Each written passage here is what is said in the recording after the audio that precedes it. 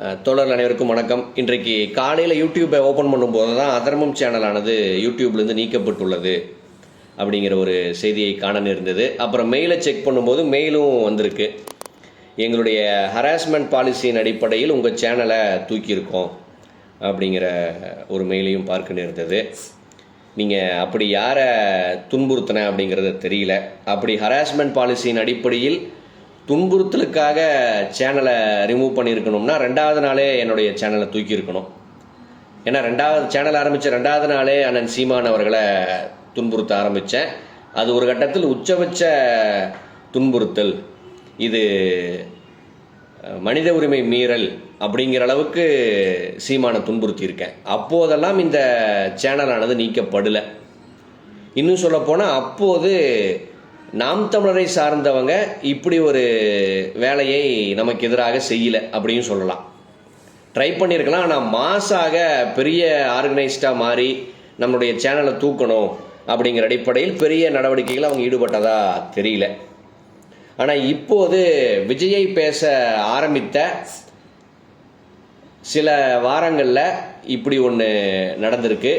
ஆக இந்த கும்பலானது பாஜகவை விட ஆர்எஸ்எஸ்ஸை விடவும் ஒரு கொடூரமான ஒரு கும்பல் அப்படின்னு தான் நாம் பார்க்க வேண்டியது இருக்குது.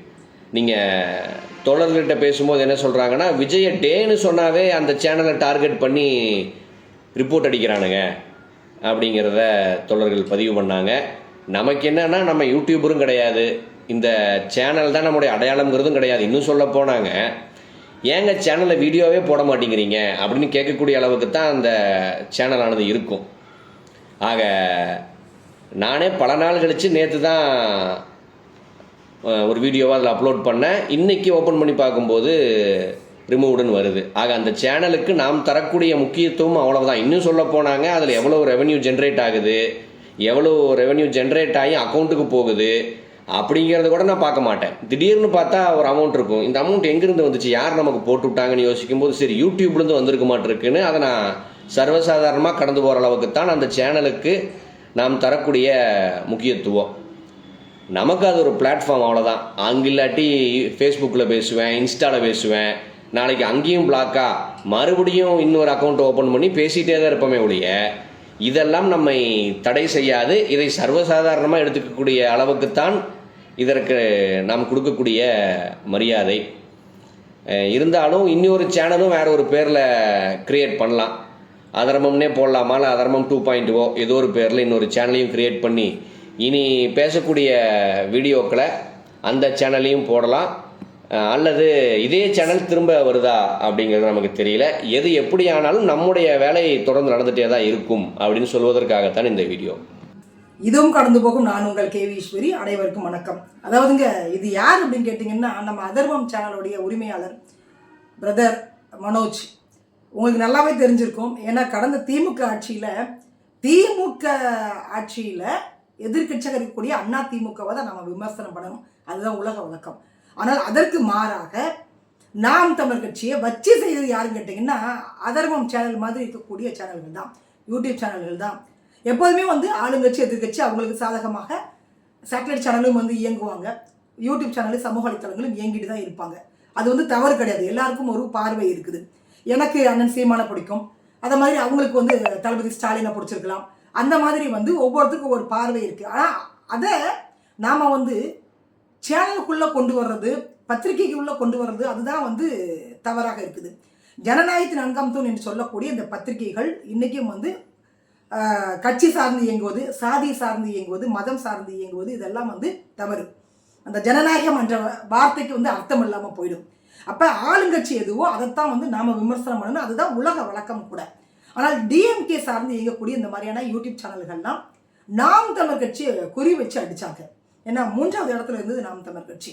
அந்த கட்சியில் இருக்கக்கூடிய யார்ட்டையுமே உங்களால் பேசவே முடியாது. அந்த அளவுக்கு அறிவு சார்ந்த விஷயங்களை அவங்க பேசுவாங்க. தொலைநோக்கு பார்வை உண்டு. கருத்தியல் ரீதியாக நீங்கள் அவங்ககிட்ட தர்க்கம் பண்ணவே முடியாது. எனக்கு தெரிஞ்சிருக்கக்கூடிய சின்ன சின்ன தம்பிமார்கள் கூட அந்த அளவுக்கு தெளிவாக பேசுவாங்க.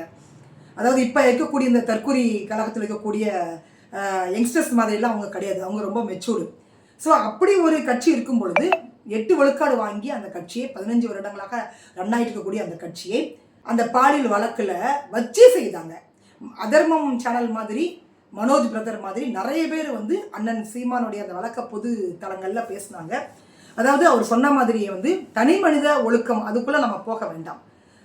ஒரு மனுஷனை வந்து திருத்துறது நம்மளுடைய வேலையே கிடையாது.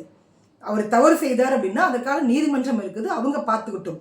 ஆனால் அதை கடந்து பாலியல் வழக்கு நடிகை விஜயலட்சுமிக்கும் அண்ணன் சீமானுக்கும் உள்ள அந்த வழக்கை பொது தளங்களில் பேசி அதன் மூலமாக நம்ம மனோஜ் பிரதர் மாதிரி நிறைய பேர் வந்து பிரபலமானாங்க.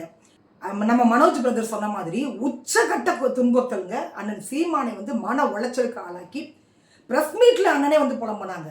எங்க உங்களுக்கெல்லாம் மனசாட்சி இருக்குதா இல்லையா? ஒரு மனுஷனை எந்த அளவுக்கு நீங்கள் அடிப்பீங்க, என்ன மன உளைச்சலுக்கு நீங்கள் ஆளாக்குறீங்க நீங்கள் அப்படின்னு உச்சகட்ட துன்புறத்தில் வந்து கொடுத்தது யாருன்னு கேட்டிங்கன்னா நம்ம அதர்மம் மனோஜ் பிரதர்.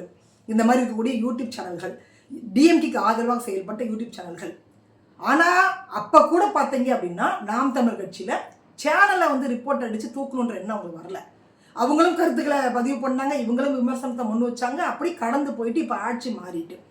ஆனால் பாருங்களேன், ஆட்சி மாறி 20 நாள் கூட ஆகலைங்க. அதுக்குள்ளே பார்த்தீங்கன்னா ரிப்போர்ட் அடித்து நம்ம தற்குறிகள்லாம் ரிப்போர்ட் அடித்து சேனலே தூக்கியிருக்கிறாங்கன்னா பாருங்கள். அதைத்தான் வந்து நம்ம மனோஜ் பிரதர் வந்து புலம்பிட்டு இருக்காப்புல. ஸ்டாலின் வந்து முதலமைச்சராக இருக்கும் பொழுது நம்ம அண்ணன் சீமான் வந்து போய் துக்கம் விசாரிச்சாங்க.